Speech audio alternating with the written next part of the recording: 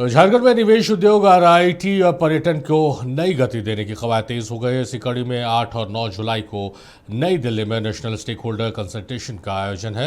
इसमें 2 दिवसीय कार्यक्रम में मुख्यमंत्री हेमंत सोरेन शामिल होंगे। समिट में देश विदेश के निवेश उद्योग जगत के प्रतिनिधि और विभिन्न क्षेत्रों के स्टेक होल्डर्स हिस्सा लेंगे। पहले दिन उद्योग, आईटी और निवेश पर चर्चा होगी, जबकि दूसरे दिन पर्यटन क्षेत्र की संभावनाओं पर मंथन किया जाएगा। टाटा समेत कई कंपनियों के साथ एमओयू पर हस्ताक्षर भी किए जाने की संभावना है। झारखंड में निवेश की गति देने के उद्देश्य से 8 जुलाई से 2 दिवसीय नेशनल स्टेक होल्डर्स कंसल्टेशन का आयोजन होने जा रहा है। इस समिट में देश विदेश के निवेशक, उद्योग जगत के प्रतिनिधि और विभिन्न क्षेत्र के स्टेक होल्डर्स हिस्सा लेंगे। पहले दिन उद्योग, आईटी और निवेश पर चर्चा होगी, जबकि दूसरे दिन पर्यटन क्षेत्र की संभावनाओं पर मंथन किया जाएगा। टाटा समेत कई कंपनियों के साथ एमओयू पर हस्ताक्षर की भी संभावना है। राज्य के पेयजल एवं स्वच्छता मंत्री योगेंद्र प्रसाद महतो ने मुख्यमंत्री के इस पहल को सराहनीय बताते हुए कहा है कि सरकार झारखंड में निवेश लाने के लिए गंभीर प्रयास कर रही है और इसका लाभ राज्य के विकास को मिलेगा। माननीय मुख्यमंत्री जी का दूरदर्शिता का ही परिणाम है कि हर समय लगातार राज्य में रोजगार का सृजन कैसे हो, उद्यमी उद्योग कैसे लगाए, निरंतर प्रयासरत हैं। हम समझते हैं कि जो दिल्ली में जो कार्यक्रम रखा गया हो राज्य के लिए मील का पत्थर साबित होगा और ये एक सुखद परिणाम भी सामने आएगा। आप थोड़ा वक्त लें, देखें कि कई ऐसे उद्योगपति हैं, उद्यमी लोग हैं जो कल उन चेहरों को अब दिखाई पड़ेगा। कई एमयू भी होगा। इधर बीजेपी के पूर्व राज्यसभा सांसद दीपक प्रकाश ने कहा है कि झारखंड की हेमंत सोरेन सरकार राज्य में निवेश नहीं ला सकती। इनकी पॉलिसी ऐसी है कि कोई भी निवेशक झारखंड में निवेश करने को तैयार ही नहीं है। उन्होंने कहा है कि हेमंत सोरेन, आप जितने भी कोशिश कर लें, राज्य में निवेश लाने को लेकर आप सफल नहीं होंगे। आज झारखंड का माहौल इतना खराब हो गया है कि कोई भी उद्योगपति यहाँ उद्योग नहीं लगाना चाहता। देखिए, मैं बधाई देता हूं, अभिनंदन करना चाहता हूं मुख्यमंत्री जी को कि इसके पहले भी विदेश यात्रा किए थे और विदेश यात्रा के माध्यम से इन्वेस्टमेंट लाने का काम की घोषणा किए थे, लेकिन झारखंड की जनता का सच्चाई का सामना करना पड़ रहा है।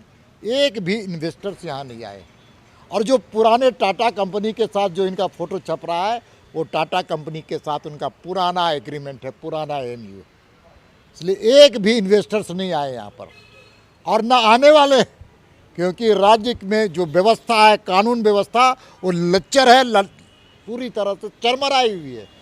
इसलिए राज्य की सरकार को सोचना चाहिए, मुंबई और विदेश घूमने से ज़्यादा यहाँ के जो उद्यमी हैं उनको कैसे प्रोत्साहित किया जाए, कैसे कॉटेज इंडस्ट्री को बढ़ाया जाए, कैसे जो खनिज संपादित जो वैल्यू एडेड किस प्रकार से प्रोडक्शन किया जाए इंडस्ट्री के माध्यम से, इसका काम किया जाना चाहिए।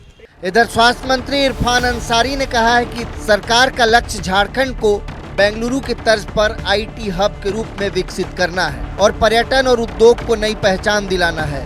उन्होंने कहा है कि इस पहल पर राजनीति नहीं होनी चाहिए, बल्कि राज्य हित में सभी को इसका समर्थन करना चाहिए। इससे पहले आप कह रहे हैं उपयोग और प्रयोग, दुरुपयोग किया है लोगों ने।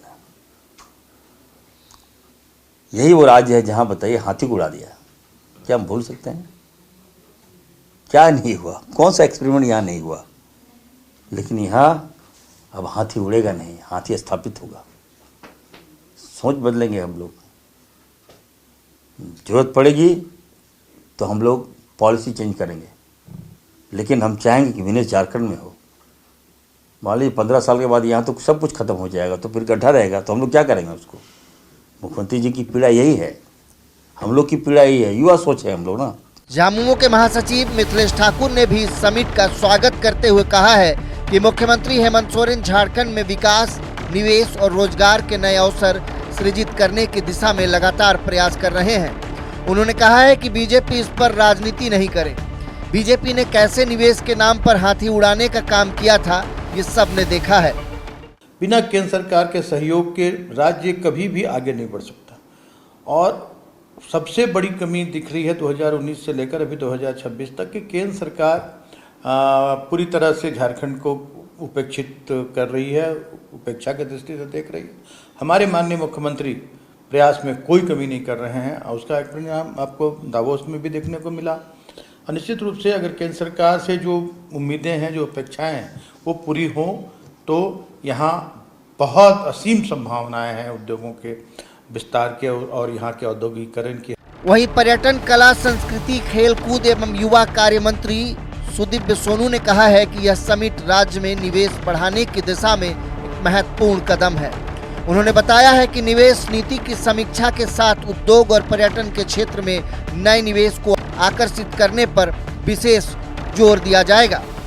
नेशनल स्टेक होल्डर समिट कहीं न कहीं देश के तमाम स्टेक होल्डर्स को नेशनल कैपिटल सिटी में, दिल्ली में एक मंच प्रदान करने का मौका है, जहां विमर्श के माध्यम से अपनी नीतियों की समीक्षा हम लोग करेंगे और इन्वेस्टर फ्रेंडली नीतियों के निर्माण और उनके आने के मार्ग को प्रशस्त करने की कोशिश होगी। कुल मिलाकर सरकार को उम्मीद है कि नई दिल्ली में होने वाला यह 2 दिवसीय national stake holders consultation Jharkhand में निवेश, रोजगार, IT, उद्योग और पर्यटन के क्षेत्र में नए अवसरों के मार्ग को प्रशस्त करेगा। वीडियो जर्नलिस्ट विकास के साथ नवीन शर्मा, नक्षत्र न्यूज, रांची।